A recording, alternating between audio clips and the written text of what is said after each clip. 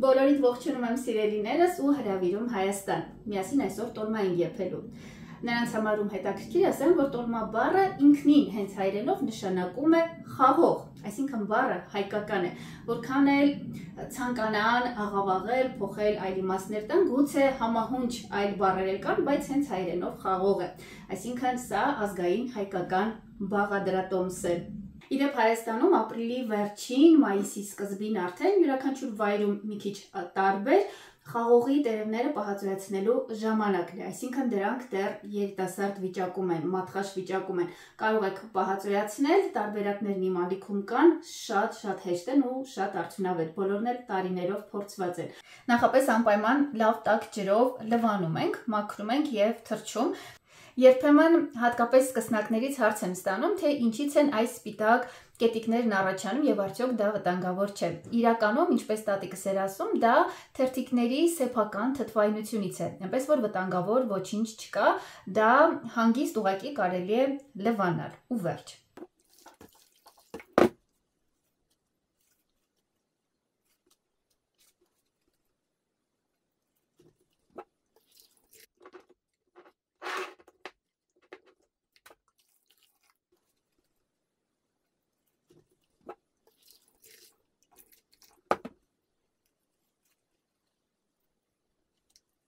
Հիմա պետք է միսը աղանք։ Ասեմ, որ ես յուրաքանչյուր 1 կիլոգրամ տավարի մասին մոտ 200-300 գրամ յուղոտ խոզի միս եմ ավելացնում։ Եթե անյուղ է, խոզի միսը կարելի է ավելի շատ վերցնել։ Եթե խոզի միսը շատ քիչ է, հանգիստ վերջում կարելի է մի քիչ փափուկ կարագ ավելացնել եւ հունցել խճողակի հետ։ Ժողովուրդ, ես բաղադրատոմսը ձեզ համար կներկայացնեմ ու ներքևում էլ տեսանյութի ներքևում կգրեմ 1 կիլոգրամ աղացած մսի համար, որպեսզի դուք կողմնորոշվեք։ Իսկ թե այդ 1 կիլոգրամի մեջ որքանն է խոզի կամ տավարի միս, արդեն որոշեք ինքներդ։ Մինչև տավարի մսով զբաղվեմ, խոզի միսն էլ կհասցնի հալչել, հուսով եմ։ Այսպես տոպրակներով եմ պահում, անպայման նշումներ եմ անում, շատ հարմար է։ Մինչև խոզի միսը կհալչի, սոխարածը պատրաստենք, քանի դեռ ժամանակ կա։ Կամ կարող եք լավ մանրեցնել դանակով, կամ կարող եք աղալ սոխը դրա համար, կամ բլենդերով մանրեցնել, ինչպես ցանկանաք։ Ես նախընտրում եմ ուղղակի մանր կտրատել։ Ֆարշի մեջ իհարկե, բացի սոխարածի սոխից կլինի էլի սոխ, արդեն մսի հետ աղացած։ Սոխարածի համար թավան լավ տաքացնում ենք եւ ավելացնում ենք մի քիչ բուսայուղ։ Շատ քիչ ավելացրեք, սա միայն նրա համար է, որ կարագը չայրվի։ Հետո ավելացնում ենք կարագը եւ ժողովուրդ կարագի հաշվարկի մասին կախված է նրանից, թե որքան յուղոտ է եղել միսը։ Սոխը տապակում ենք մինչև մի փոքր թափանցիկ դառնա, երկար հարկավոր չէ։ Հենց սոխը մի քիչ թափանցիկ դառնա, ավելանում ենք կամ կեղևահանած ու մանրեցված թարմ լոլիկ, կամ մի քիչ տոմատի մածուկ։ Կրակից հետո, քանի դեռ զանգված լավ տաք է, ավելացնում ենք համեմունքները։ Կավելացնեմ կարմիր քաղցր պղպեղ, կարմիր կծու պղպեղ ու մի քիչ սև պղպեղ։ Ժողովուրդ ջան, նաև այս համեմունքն եմ ավելացնում, իհարկե մանրեցված, աղացած վիճակում։ Նման է սև պղպեղին, բայց համը այլ է, շատ ավելի արտահայտիչ եւ հագեցած համ ու բույր ունի, ինչ ուտեստին ավելացնում եմ, բույրն ու համն ավելի խորն ու հետաքրքիր են դառնում։ Արդեն 1 տարի է, գրեթե բոլոր ուտեստների, նույնիսկ սովորական ապուրներին եմ ավելացնում։ Չգիտեմ արդյոք վաճառքի կա թե ոչ, ամուսնուս ընկերն է աճեցնում, ես տեսքը առանձին հղումով կթողնեմ, որպեսզի տեսնեք, եթե կհանդիպեք, անպայման ձեռք բերեք կամ հավաքեք, եթե ձեզ մոտ կա, չորացրեք ու օգտագործեք։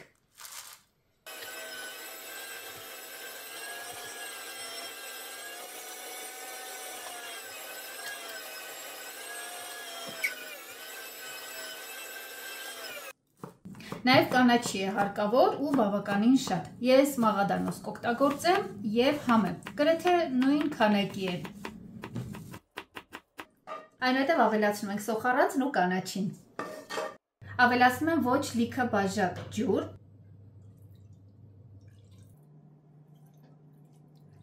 Ցանկալի չէ հյութեղության համար չափազանց շատ ջուր ավելացնել, ավելի լավ է սոխը եւ կանաչին շատ լինեն ու նաև ճարպերը։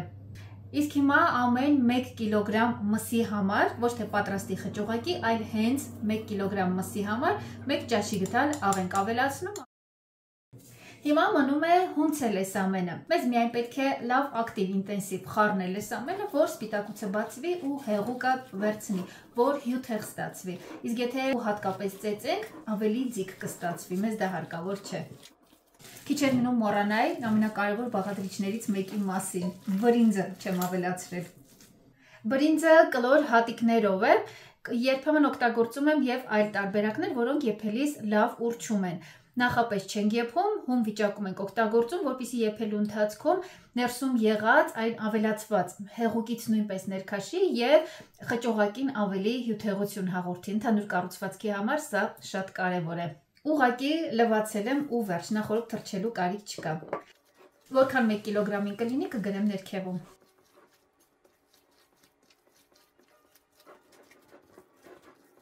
Երանի իմ տատիկը տեսներ, որ տոլմայի խճողակը ձեռնոցներով եմ հունցում։ Վերջ արդեն պատրաստ է, կթողնենք, որ մի քիչ հանգստանա։ Կարելի է նաև սառնարան դնել, նայես թե սենյակում ինչ ջերմաստիճան է։ Ժողովուրդ ջան, որպեսզի մսի փրփուրը, այն խաբքը, ինչպես ասում ենք, չհավաքվի տոլմայի մակերեսին, հետևյալ կերպ ենք անում։ Վերցնում ենք մի փոքրիկ ափսե ու շրջած վիճակում դնում ենք կաթսայի հատակին։ Իհարկե ափսեի տակ 1 շերտ թերթիկ ենք շարում։ Այս տարբերակով ամբողջ այդ փրփուրը, որ պետք է վեր բարձրանա, իջնում է ներքև ու հավաքվում է ափսեի տակ։ Որպեսզի ափսեի տակ հավաքվել կարողանա, իհարկե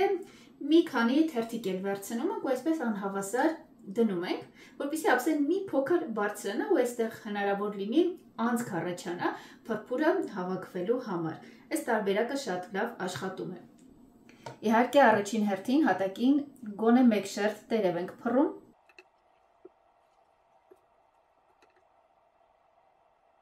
Տերև ենք դնում, հետո դնում ենք ափսեն այս վիճակով, բայց ափսեի տակ եզրին ցանկալի է մի փոքր էլի ճմրթված տերև դնել, որպեսզի անցք առաջանա։ Ժողովուրդ ջան, ես թերթիկները եղման ջրի մեջ չդրեցի, քանի որ պահածոյացնելուց առաջ եղման ջրով մշակված են ու շատ նուրբ են։ Եթե այլ տարբերակով են պահածոյացված, անպայման օգտագործելուց առաջ կարճ ժամանակով եղման ջրի մեջ թողեք, որ ավելի փափուկ ու նուրբ լինեն ու հեշտ աշխատեք։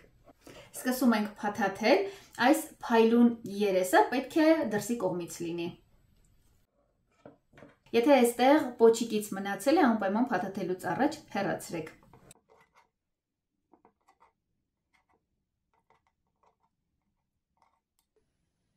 Շատ ձիգ ու շատ ամուր չենք փաթաթում։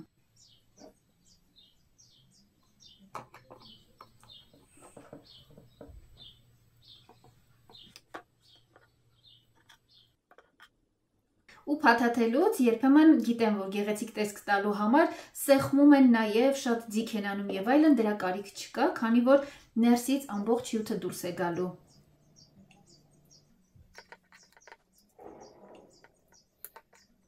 Ժողովուրդ ջան, խճողակն ամբողջությամբ չեմ պատրաստել, ձու եմ ավելացրել ու գնդիկներ արել։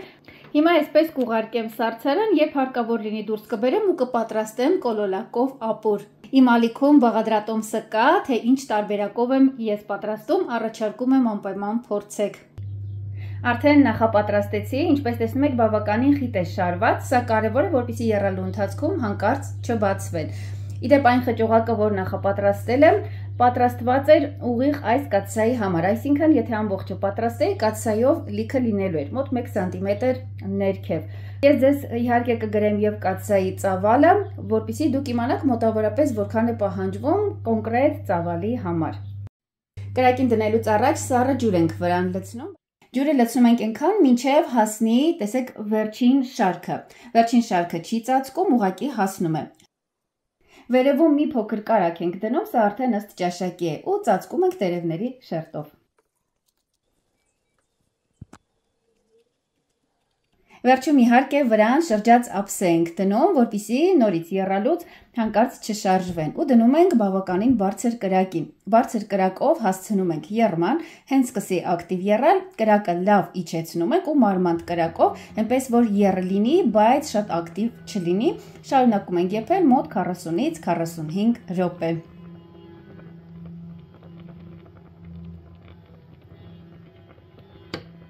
Բնականաբար հայերս լավ գիտենք, թե ինչպես են մատուցում տոլման, մածունով, սխտորով, երբեմն կանաչիներով ու սև պղպեղով։ Ես սիրում եմ վայելել միայն մածունով, երբեմն հենց քամած մածունով։ Հրաշալի համադրություն է։ Պատրաստեք ու վայելեք։